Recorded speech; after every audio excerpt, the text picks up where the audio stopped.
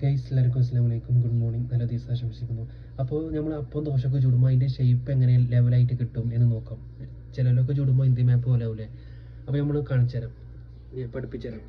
നമ്മളപ്പോൾ മാവൊക്കെ കലക്കി റെഡി വെച്ചിട്ടുണ്ടാവും. അപ്പോൾ കുറച്ച് മാവ് നമ്മളിങ്ങനെ എടുക്കുക, കലക്കി വെച്ച മാവ്, എന്നിട്ട് വീണ്ടും ഇങ്ങനെ ചൂടുക. നമ്മളിങ്ങനെ സെൻറ്റർക്ക് ഇങ്ങനെ ഒഴിക്കണം കേട്ടോ. ഒഴിച്ചിട്ട് ഈ സൈഡിൽ ഇങ്ങനെ പിടിച്ചിട്ട് ഇങ്ങനെ സൈഡ് ഇങ്ങനെ ആക്കണം. അപ്പോൾ കറക്റ്റായിട്ട് അളവ് കിട്ടുന്നുണ്ടാവും. ചിലവിലൊക്കെ ചുടുമ്പോൾ ഇന്ത്യ മാപ്പ് മാതിരിയാവും, ഒരു ഷേപ്പ് ഉണ്ടാവില്ല. നമുക്ക് കണ്ടാവും കറക്റ്റ് റൗണ്ടായിട്ട് ഷേപ്പ് കിട്ടും.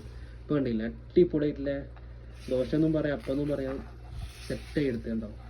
ഒരു ഷേപ്പിൻ്റെ ഒരു വ്യത്യാസമില്ല. നമുക്കതിങ്ങനെ മൂടിയും വെക്കാം. ഇനി 2 സെക്കൻഡ് കഴിഞ്ഞാൽ സെറ്റ് കണ്ടാവും.